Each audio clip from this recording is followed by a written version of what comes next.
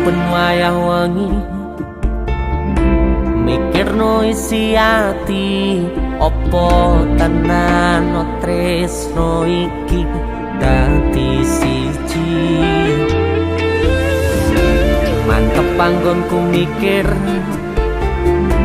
ra ono sithik kuwatir crita iki